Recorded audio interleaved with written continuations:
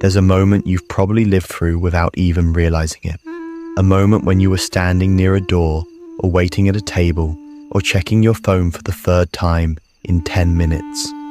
And the person you were supposed to meet still wasn't there, and you told yourself something quiet, something you didn't want to admit out loud.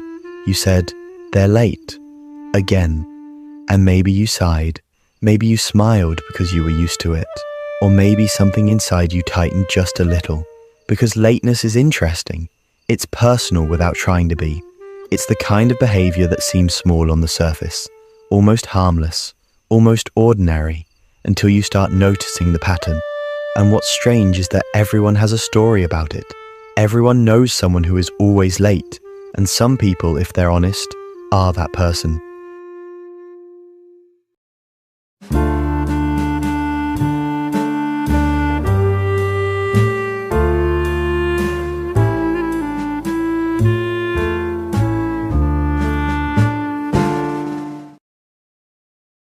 Here's the part most people never talk about. Lateness isn't really about time, not at its core. It's about psychology. It's about emotion. It's about identity. It's a quiet reflection of how someone relates to the world, to themselves, and to the pressure of expectation. And if you lived long enough around people who show up late, not once, not twice, but consistently, you've probably felt that something deeper is going on. Because patterns don't build themselves, something builds them.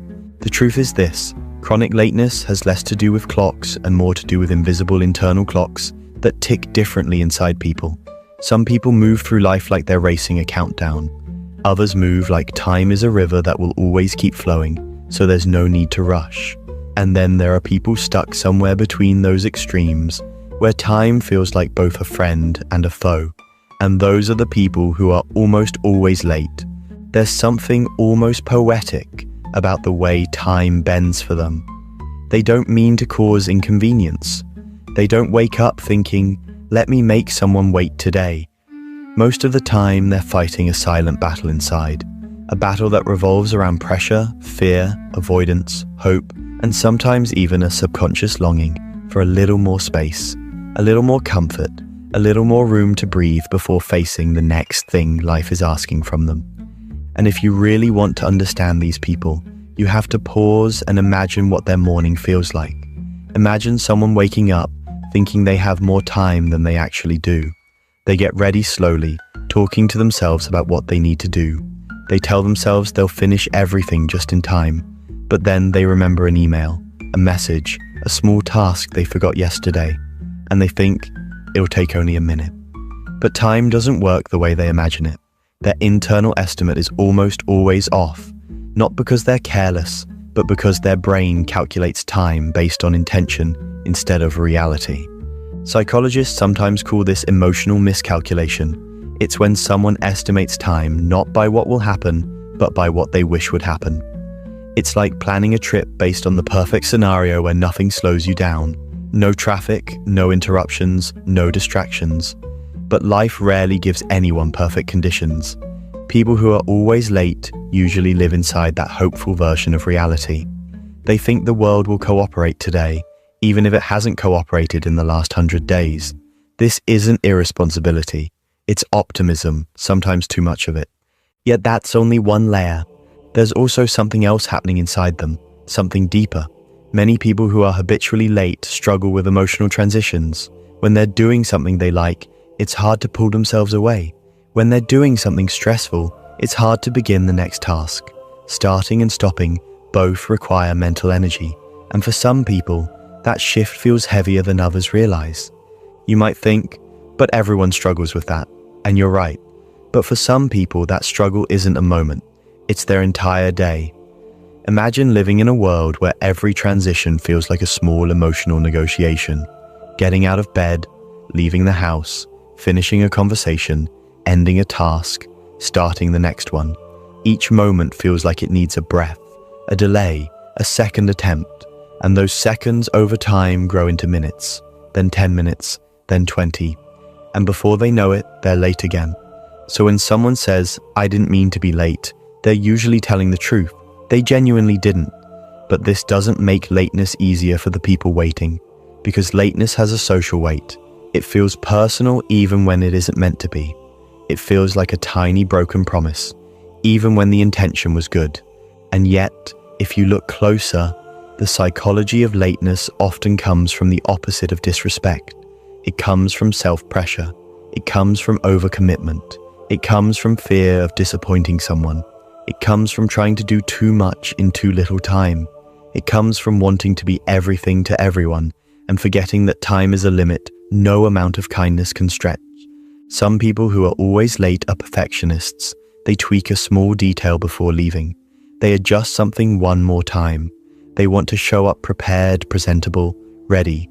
But that extra detail costs them minutes, and those minutes cost them punctuality. Their lateness isn't lack of care. It's actually too much care, directed in the wrong moment. Others are emotional avoiders. If an event makes them nervous, they delay. If a meeting feels heavy, they move slower. If a situation feels overwhelming, their mind tries to protect them by stretching the time before they face it. Not consciously, not intentionally. It's a quiet psychological defense, a soft buffering of reality. Then there are dreamers, people who move through life with big thoughts and wandering minds. They lose track of minutes because their imagination is louder than the clock on the wall. They forget time not because they don't value it, but because they're pulled into ideas so easily. They live more in inner worlds than outer schedules. And then there are the emotionally overloaded individuals, the ones who carry too much on their plate, too many responsibilities, too many pressures, too many expectations from others. Their day is a long list of obligations that pile up, and lateness becomes an unintentional side effect of trying to hold everything together. They're not late because they don't care. They're late because life is pulling them in 20 directions at once. And if you've ever watched someone like this rush out the door, breathless, apologizing, promising to do better next time, you might notice something in their eyes, a mixture of guilt and exhaustion. They're trying, they really are, but time keeps slipping. And here's something personal you might relate to. Sometimes the people who are always late grew up in environments where time didn't matter as much. Maybe the household was chaotic. Maybe routines didn't exist. Maybe clocks were suggestions, not rules. So as adults, they continue living in that soft, flexible version of time. Not because they choose to, but because that's the rhythm they learned. Other times, lateness is emotional rebellion. Not dramatic rebellion, quiet rebellion. The kind where someone grows up feeling overly controlled, or constantly monitored, or pressured to meet everyone's expectations. And as adults, they reclaim control in the only safe way they know, by dragging time a little, by resisting the schedule without openly resisting it. Lateness becomes a small whisper of independence. Then there are people for whom lateness is tied to self-worth. They underestimate how long things take because they underestimate themselves. They think, I can do this quickly, when deep down they fear they can't. They rush into too many tasks. They stretch themselves thin. They stand in front of the mirror fixing small imperfections because they worry about being judged. They try to do everything perfectly and end up doing everything late. And maybe, if you're honest, you've seen parts of yourself in these descriptions. Or maybe you felt the frustration on the other side of it. Maybe you've waited for someone you care about and wondered why they can't just be on time. Or maybe you're the one who walks in apologizing, feeling like you're arriving not just late, but already behind in life. But the deeper truth is this: people who are always late usually don't value being late. They value something else more: comfort, care, approval, calm, escape, imagination, or quiet emotional processing. Time becomes the thing they sacrifice to protect those deeper needs. But there's another layer, one most people never realize. People who are always late often live in a state of micro-optimism. They believe they can do more in less time than reality allows. They believe things will go smoothly today. They believe traffic won't be bad. They believe they can fix one more thing before leaving. They believe this time will be different. And it's ironic, because this optimism, while charming in many areas of life, becomes the exact reason they fall behind schedule. Their relationship with time becomes a cycle: hope, underestimation, rush, regret, repeat. And this cycle creates a quiet emotional burden. Because behind every apology, behind every late arrival, behind every "I'll do better next time," There's a quiet self-criticism forming inside them. They feel disappointed in themselves. They feel embarrassed. They feel frustrated. And sometimes they even feel misunderstood, because their lateness has nothing to do with how much they care. And here's where it gets even more interesting. Many chronically late individuals are actually incredibly reliable in deeper ways. They show up emotionally. They show up when someone needs them. They stay up late helping a friend. They remember birthdays. They care intensely. Their punctuality doesn't reflect their loyalty. It reflects their internal rhythm, not their internal values. But time doesn't see intention. Time sees action, and so these individuals end up caught between who they truly are and how their behavior makes others feel. And if you peel one more layer back, there's something else hidden beneath the surface. Many people who are always late genuinely believe they can change. Every time they walk out the door late, they tell themselves, "Next time, I'll get it right." And that hope keeps them trying. It keeps them optimistic. But until they understand the psychology underneath their lateness, time continues slipping through the cracks. Now, here's the part no one talks about. There's a reason lateness feels so emotional, both for the person who is late and the person waiting for them. Time is one of the most respectful gifts we can give someone. It's limited, it's irreplaceable. And when someone is late, even unintentionally, it feels like a tiny imbalance in that exchange. Not a betrayal, just a misalignment. But the deeper truth, lateness is rarely about disrespect. It's about a mind trying to protect itself, or catch up, or stretch reality, or stay comfortable, or avoid discomfort, or live at a pace that feels natural to them. And the world doesn't always understand that. And that's where the real story begins. But if you really look closely at people who are always late, you'll notice something else, something subtle, something quiet, something hidden behind their rushed footsteps and hurried apologies. Lateness often reveals how they cope with the emotional texture of life. Some people experience the world as a series of gentle steps, others experience it as waves, and those who are always late often live in waves. Moments of intensity, moments of calm, moments of overwhelm, moments of escape. Their timing doesn't follow the clock, it follows their emotional rhythm. This is why trying to fix lateness by simply telling someone to set an alarm earlier rarely changes anything. Because the issue isn't the alarm, it's the internal landscape that person is navigating. It's the weight of their thoughts, the pressure they feel, the way their nervous system responds to expectations. For some, time feels like a race. For others, time feels like a suggestion. And for people who are always late, time often feels like a story they're trying to rewrite, moment by moment, hoping today will be the day it finally bends in their favor. Imagine someone preparing to leave the house. They look at the clock, they know they need to go, but then something happens internally. A thought appears, a distraction pulls them. A task they forgot yesterday suddenly demands their attention today. Their mind whispers, "You can finish this quickly." And then 5 minutes pass, 10 minutes pass. The clock keeps moving, but their awareness drifts. This drift isn't carelessness, it's emotional absorption. When they get pulled into something, they fall into it completely. Time disappears because their focus is intense, even if the task is small. Then the moment arrives, the realization, the sudden hit of awareness.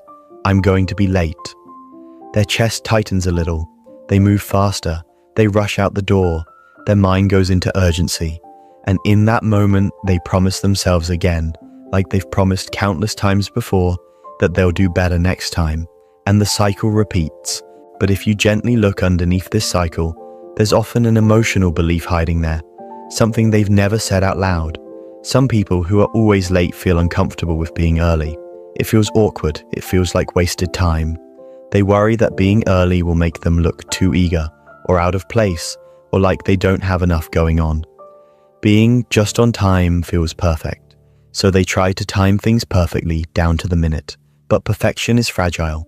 One small delay is enough to break that balance. Others have a very different relationship with time.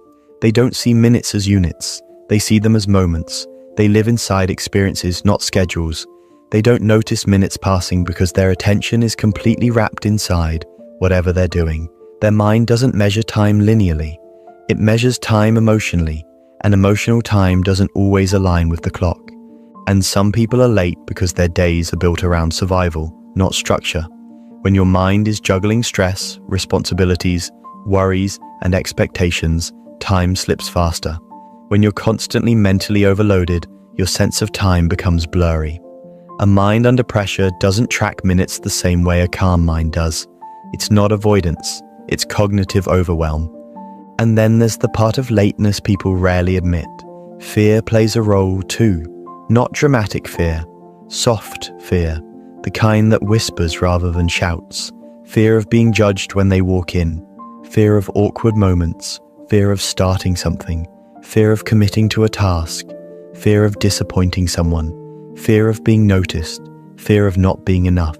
For some people, lateness becomes a protective delay, a buffer between themselves and the moment they're walking into.